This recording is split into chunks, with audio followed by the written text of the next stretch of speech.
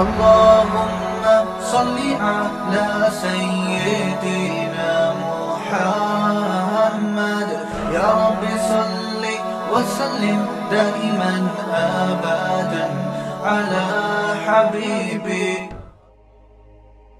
اچھا یہ جو دور ہے نا جو جس میں قیامت قریب ہے، ایک تو خدا کا واسطہ یہ دجال کے بارے میں جو کتابیں ہیں اور ٹاپکس ہیں نا یہ پڑھنا چھوڑ دیں. جب قیامت کی بات آئی نا تو دجال کا ٹاپک آ گیا.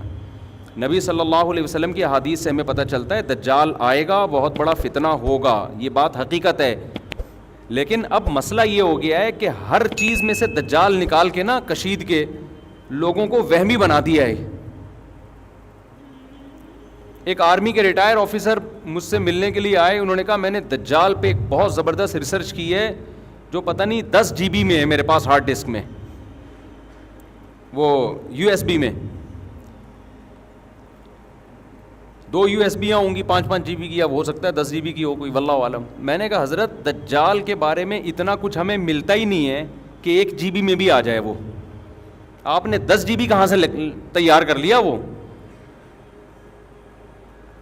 تو بہت سے لوگ میں نے پاگل ہوتے ہوئے اپنی زندگی میں دیکھ لیے کہ اس میں بھی دجال ہے، اس میں بھی دجال ہے، یہ بھی دجالی سازش، یہ بھی دجالی سازش، یہ بھی دجالی سازش، یہ بھی دجالی، یہ بھی خراسان، یہ پھر وہ. بھائی آپ کو حکم ہے گراؤنڈ ریئلٹی کو سامنے رکھ کر آپ فیصلہ کرو. دجال نے جب آنا ہوگا آئے گا، اس کے لیے تیاری ضرور رکھو. تیاری کا کیا مطلب؟ اللہ سے پناہ مانگو، جمعے کے دن سورہ کہف پڑھ لیا کرو بس. ابھی سے آپ اس کے بارے میں وہ کچھ کرنا شروع کر دیں، اس کا نقصان یہ ہوتا ہے کہ ابھی گراؤنڈ ریئلٹی آپ کو کچھ اور کرنے کا حکم دے رہی ہوتی ہے اور آپ دجال سامنے رکھ کر اپنی پالیسیاں چینج کر رہے ہوتے ہو. آپ ہر تھوڑے دن میں یوٹیوب پہ دیکھو کوئی دجال کے بارے میں رپورٹ پیش کر رہا ہے، کوئی سب A to Z غلط اکثر خبریں ہوتی ہیں، اپنی طرف سے کھینچا تانی کر کر کے نا نکالا ہوا ہوتا ہے. جس چیز کو اسلام نے مبہم رکھا ہے آپ اس کو ڈیٹیل میں بیان نہیں کر سکتے. مبہم رکھا ہے، مبہم ہی رہنے دو اس کو. حضرت عیسیٰ علیہ السلام نے جب آنا ہوگا ہمارا ایمان ہے آئیں گے، لیکن ہم نے ابھی جو فیصلے کرنے آج کے زمینی حقائق کو دیکھ کے کرنے ہیں. حضرت عیسیٰ کے نزول کو سامنے رکھ کے نہیں کرنے، وہ آج کے حساب سے کرنے ہیں، ورنہ آپ غلطی کر جاؤ گے. ایک صاحب کہنے لگے میں جہاد کی تیاریاں کر رہا ہوں امام مہدی کے لیے، میں لشکر ابھی سے تیار کر رہا ہوں تاکہ امام مہدی کے ساتھ جا کے وہ مل جائے، ان کو ٹینشن نہ ہو لشکر تلاش کرنے میں.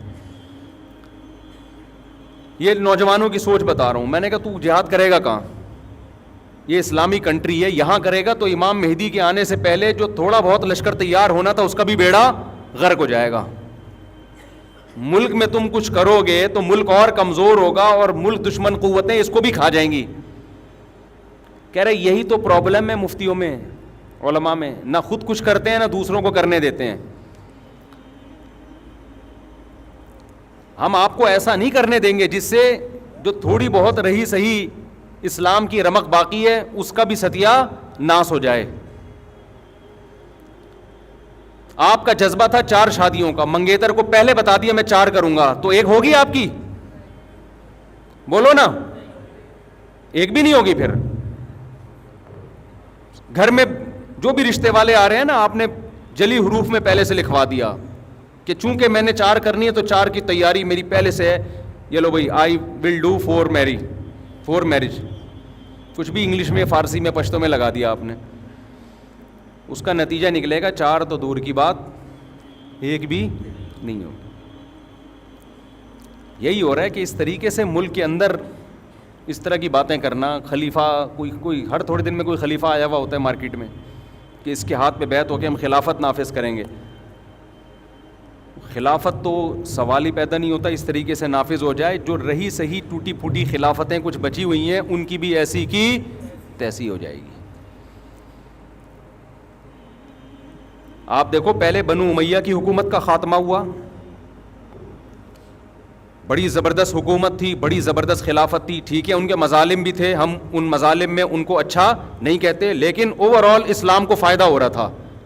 بنو امیہ کے دور میں بڑے بڑے محدثین پیدا ہوئے، بنو امیہ کے دور میں بڑے بڑے فقہا پیدا ہوئے، بنو امیہ کے دور میں بڑے بڑے مجاہدین پیدا ہوئے جنہوں نے سندھ فتح کیا، کابل فتح ہوا، لاکھوں مربع میل اسلام کی ایک ریاست قائم ہوئی.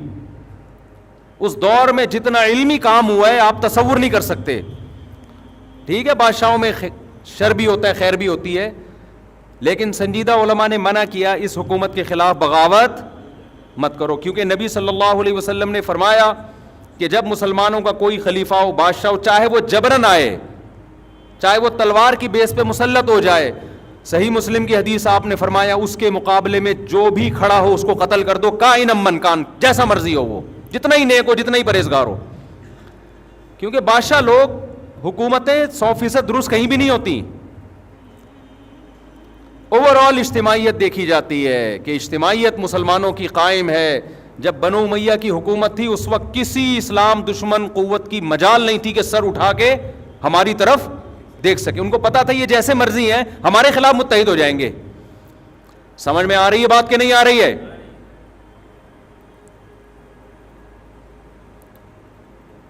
لیکن وہی ہوا کہ نہیں جی, یہ اس نے یہ ظلم کیا, اس نے یہ ظلم کیا, بغاوت ہونی چاہیے. جب بغاوت ہوئی ہے, اور اس زمانے کے بہترین لوگوں نے بغاوت کی تھی, وہ بغاوت ناکام ہوئی, اور حجاج نے پھر جو قتل و غارت کا سلسلہ شروع کیا بغاوتوں کو کچلنے کے لیے, اس میں بڑے بڑے محدثین, صحابہ, تابعین شہید کر دیے گئے. حجاج نے غلط کیا, ہم حجاج کی حمایت نہیں کرتے, لیکن جنہوں نے حجاج کے خلاف مسلح بغاوت کی تھی ان کا بھی غلط ہونا ثابت ہو گیا کہ انہوں نے بغاوت کر کے اچھا بولو نہیں کیا, برداشت کرتے, اس میں اجتماعیت تھی. تو مسلمانوں کی جو فوجیں آگے بڑھتی چلی جا رہی تھیں, نہ ختم ہونے والا سلسلہ وہ بالآخر کیا ہوا, رک گیا. تو تاریخ سے جو سبق حاصل نہیں کرتا وہ ان غلطیوں کو بار بار دہراتا ہے جن غلطیوں کی وجہ سے اس کو نقصان. پھر جب حجاج کے مظالم اور زیادہ بڑھ گئے کہ بغاوت کو اس نے کچلا, اس نے کہا نہیں, میں حاکم کبھی بھی بغاوت پہ کمپرومائز نہیں کرتا. اس کے بعد حجاج دنیا سے چلا گیا, پھر اس کے بعد جو نیا خلیفہ آیا, بغاوت دوبارہ ہوئی بنو عباس کی. لمبا سلسلہ تاریخ کا, میں تو خلاصہ آج یعنی ہمیں کیا سبق ملتا ہے اس کے حساب سے بتا رہا ہوں. بالآخر بنو عباس کی بغاوت کامیاب ہوئی, لیکن اس کامیاب ہونے کے بعد وہ برکتیں حاصل نہیں ہوئیں جو وہ سمجھ رہے تھے. ان کا خیال تھا کہ ہم بنو امیہ میں جو خامیاں ہیں ان کی اصلاح کر لیں گے اور ان سے اچھی ریاست قائم کر کے دکھائیں گے, لیکن آگے معاملہ بہتر ہونے کے بجائے کیا ہو گیا, بدتر. مسلمانوں کی خلافت دو حصوں میں ڈیوائیڈ ہو گئی. یہ پہلی دفعہ اسلامی تاریخ میں ایسا ہوا کہ دو خلیفہ, اندلس میں الگ خلافت قائم ہوئی, یہاں الگ خلافت قائم ہوئی بغداد میں. اس کے بعد سے آج تک مسلمان کسی ایک خلیفے پہ جمع نہیں ہوئے, آج تک نہیں ہوئے. تو بنو عباس کی نیت بھی بڑی اچھی تھی کہ ہم ظالم حکمرانوں سے حکومت لیں گے اور اہل کو کے حوالے کریں گے, لیکن انہوں نے وہ کچھ کیا کہ وہ بنو امیہ سے بھی 4 ہاتھ آگے نکل گئے.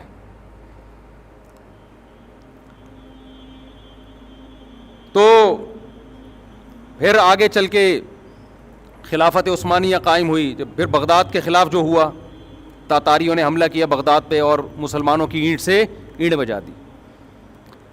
اس کے پیچھے بھی مسلمانوں کی غلطی تھی. وہ غلطی یہ تھی کہ فرقواریت انتہا کو پہنچ چکی تھی, شیعہ سنی لڑائی. آواز ختم ہو گئی ہے بھائی, ایسے ہی چلاؤ بیان, بس غصے کے خلاف بیان کر رہا ہوں تو مجھے تو کنٹرول کرنا ہے نا. بنو امیہ کے خلاف بغاوت ہوئی بنو عباس کی, پہلی دفعہ تو ناکام ہوئی, دوسری دفعہ کامیاب ہوئی, لیکن اسلامی خلافت 2 حصوں میں تقسیم ہو گئی. پھر شیعہ سنی لڑائی ہوئی ہے, اس کے نتیجے میں اس کا فائدہ اٹھایا کس نے؟ میں مبہم بیان کر رہا ہوں کیونکہ میں ڈیٹیل میں گیا تو ایک تو ٹاپک لمبا ہو جائے گا, پھر یہ ایسا نہ ہو اسی بیس پہ یہاں فرقواریت بڑھنا شروع ہو جائے کہ اچھا تم ہمارے اوپر الزام لگا رہے ہو, کہ تم ہمارے اوپر, ایک نئی جنگ پاکستان میں نہ چھڑ جائے گی. ہر چیز عوام کو سامنے رکھنے کی نہیں ہوتی.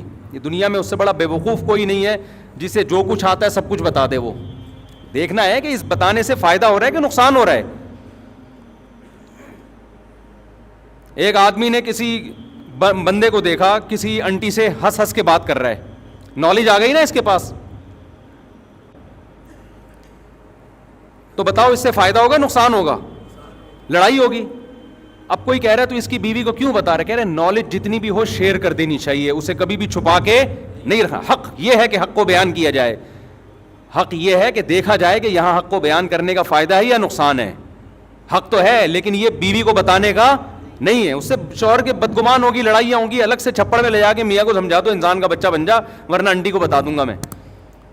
سمجھتے ہو کہ نہیں سمجھتے؟ اس لیے جو آج کل کے جو بہت سے اسکالرز آ رہے ہیں نا, جو سب کچھ عوام میں شیئر کر رہے ہیں, یہ نہیں دیکھ رہے کہ اس کے فائدے ہو رہے ہیں کہ نقصان ہو رہے ہیں. اور کمال کی بات یہ تمام لوگ جو فرقہ واریت پھیلاتے ہیں, لیبل لگاتے ہیں, فرقہ واریت ختم کر رہے ہیں. تو بہرحال وہ شیعہ سنی لڑائی ہوئی, پڈا ہوا, پھر انہوں نے کہا ہم انتقام لیں گے. نتیجے میں یہ خلافت, بغداد کی خلافت کا کیا ہو گیا؟ ایسی کی تیسی ہو گئی. وہاں بھی غصے کو کنٹرول نہ کرنے کی وجہ سے ہوا ہے. سمجھتے ہو؟ بنو عباس کو بنو امیہ پہ غصہ تھا, کنٹرول نہیں کیا انہوں نے. یہ نہیں دیکھا کہ غصے کو جاری کرنے کے نقصانات ہیں یا فائدے ہیں. انہوں نے کہا نہیں, انہوں نے ظلم کیا بھی تھا, ہم نے ظلم کا انتقام لینا ہے. انتقام لے کے واٹ کس کی لگی؟ مسلمانوں کی. برداشت کر لیتے بھائی. پھر بنو عباس کی خلافت آئی, ہم نے کہا, یعنی بڑوں نے کہا, اہل سنت والجماعت نے کہا جو ہے جیسے ہے اس کے خلاف تلوار نہیں اٹھائی جائے گی. پھر قوارانہ لڑائی شروع ہوئی بغداد میں. اس میں اگر یہ دیکھتے کہ زبانی حد تک بات چیت رہے, مار دھاڑ کی نوبت نہ آئے, تو وہ کچھ نہ ہوتا جو ہوا. آپس میں دو فرقے لڑے ہیں اور باقاعدہ تلواروں سے لڑے ہیں, جس کے نتیجے میں پھر نقصان یہ ہوا کہ انہوں نے کہا ہم آپ سے کسی اور طریقے سے انتقام لیں گے. اور وہ انتقام یہ لیا کہ تاتاریوں کو راستہ دے دیا, آ جاؤ بھائی بارڈر خالی ہے. سمجھتے ہو؟ سامنے یہ بن گئے کہ ہم آپ کے ہیں, اور پس پردہ کیا کیا؟ جب ایک آدمی کمزور ہو کے پٹتا ہے نا, تو پھر وہ تلوار سے مقابلہ نہیں کرتا, پھر وہ دوستی میں آستین کا سانپ بن کے کاٹتا ہے آپ کو. تو پھر انہوں نے آستین کا سانپ بن کے کاٹا. یہ جو کہتے ہیں نا بغداد میں مسلمانوں کے مناظرے بہت ہو رہے تھے اور کوا حلال حرام اس پہ بحثیں ہو رہی تھیں, اس لیے خلافت کا خاتمہ ہوا. اس لیے خاتمہ نہیں ہوا یہ کہ اپنوں ہی میں سے بعض نے غداری کی اور تاتاریوں کو راستہ دے دیا آنے کا اندر. ادھر یہ بنے رہے کہ ہم آپ کے ہیں اور ادھر ان سے رابطے کیے. بارڈر پہ آپ کا اپنے ہی فوجی اگر دشمن ملک کے ساتھ مل جائیں تو پھر بارڈر تھوڑی سیو ہوگا آپ کا. تو اس سے جو اسلامی تاریخ میں جو تباہی پھیلی ہے اس کی مثال نہیں. وہاں بھی کیا تھا, دو فرقوں نے اپنے جذبات پہ کنٹرول نہیں کیا, بس انتقام کی آگ میں بھڑک گئے. تو جو کچھ کر سکتے ہو کرو. تو بنو عباس نے کنٹرول نہیں کیا جذبات پہ, ایک دفعہ اسلامی خلافت کی ایسی کی تیسی ہوئی. پھر بنو عباس کے خلاف, بنو عباس میں جو دو فرقے تھے, مشہور فرقے جو مسلمانوں کے چل رہے ہیں, انہوں نے اپنے جذبات پہ کنٹرول نہیں کیا, غصے پہ کنٹرول نہیں کیا. زبانی بحث کو اس حد تک لے کر گئے کہ ہاتھا پائی تک نوبت آئی, جس کا رزلٹ کیا نکلا کہ بغداد کی خلافت کی ایسی کی تیسی ہو گئی. اس وقت ہمارے سائنسدان تھے, یورپ, ہم گورے ہم سے پڑھنے آیا کرتے تھے. 400 سال تک ہماری کتابیں یورپ کی یونیورسٹیوں میں پڑھائی گئی ہیں, ہماری سائنس کی کتابیں ہیں. تھوڑے عرصے کی بات نہیں ہے یہ, ان کے پاس تو کچھ تھا ہی نہیں. لیکن جب بغداد کی خلافت کا خاتمہ ہوا, جتنی یونیورسٹیاں, جتنے کالجز, جتنے اسکول, جتنی کتابیں, وہ ساری کی ساری دشمن نے دریاؤں میں بہا دی. مسلمانوں کے لیے اپنا وجود برقرار رکھنا مشکل ہو گیا. لیکن اسلام پھر زندہ ہوا. مسلمان تھوڑی تمیز سے بیٹھتا ہے, جوش ہے اس کے اندر, ایک غیرت ہے بھائی, دوبارہ بحال کرنا ہے. پھر اللہ نے خلافت عثمانیہ ہمیں دی. 500-600 سال تک زبردست ترکی میں مسلمانوں کی حکومت رہی ہے, خلافت رہی ہے.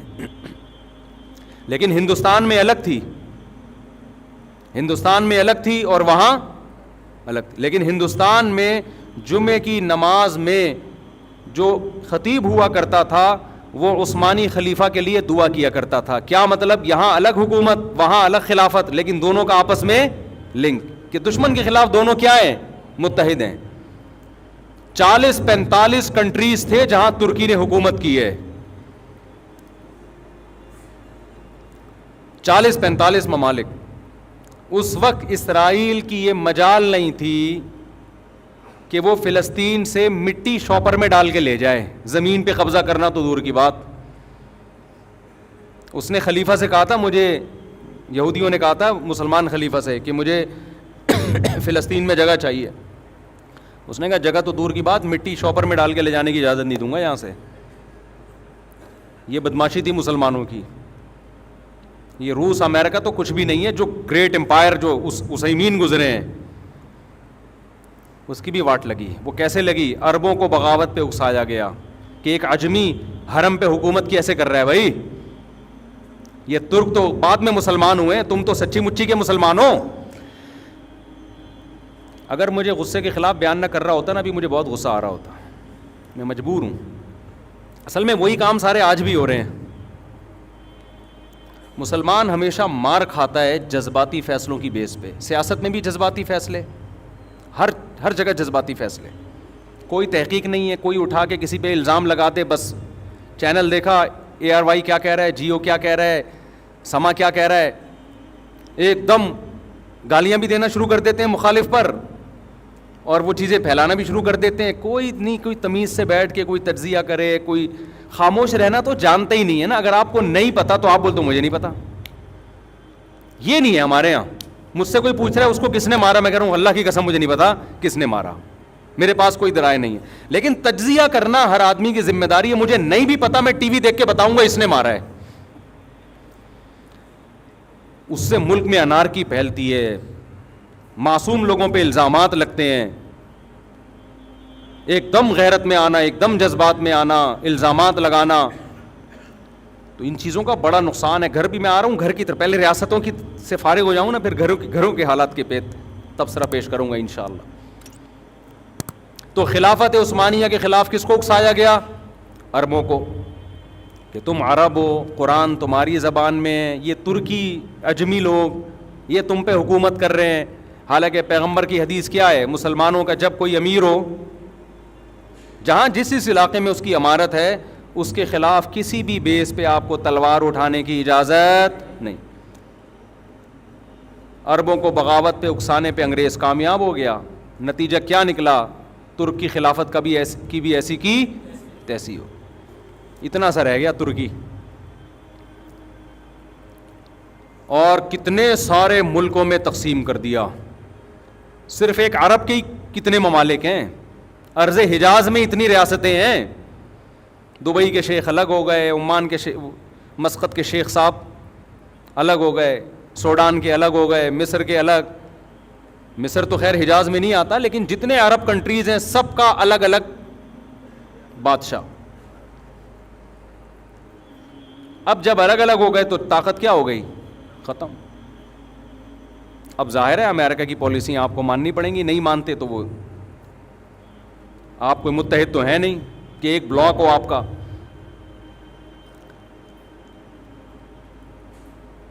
تو الگ الگ ہوتے ہوتے ہندوستان کی بھی پھر حکومت کا بھی خاتمہ ہوا. وہ بھی مسلمانوں کی غلطی تھی, انگریز آئے اور جو کچھ انہوں نے کیا وہ تاریخ لمبی کہانی ہے. بالآخر ہندوستان میں جو ہماری 1000 سال سے مسلمانوں کی حکومت تھی, جس میں برما, بنگلہ دیش اور پاکستان پورا, کتنا اسٹرانگ کنٹری ہوتا آج, یہ آپ اندازہ لگاؤ. اس کی بھی ایسی کی تیسی ہو. لیکن ایک ملک ہمیں مل گیا پاکستان کی صورت میں. اب آپ خلافت کا نام لے کے اس کی بھی ایسی کی تیسی کر دو کہ عیسیٰ علیہ السلام آئیں گے, وہ مجھے دیکھ کے بہت خوش ہوں گے کہ یہ پہلے سے ہی کھڑا ہوا ہے جہاد کے لیے, تو چل تو بھی میری فوج میں شامل ہو جا. ایسا نہ ہو عیسیٰ علیہ السلام آ کے پہلے تیری ٹھکائی لگائیں کہ ایک ملک تھا کم بخت, وہ اس کو بھی تو نے کسی قابل نہیں چھوڑا خلافت کے نام پہ. کیونکہ یونیورسٹیوں میں, کالجز میں اس طرح کی تحریکیں نا ہر تھوڑے دن, آپ خلافت کے لیے کیا کر رہے ہو؟ لوگ آئیں گے ہم سے پوچھتے ہیں آپ خلافت کے لیے کیا کر رہے ہو؟ آپ تو 4 شادیوں کی باتیں کرتے ہو, خلافت کے لیے کیا کر رہے ہو؟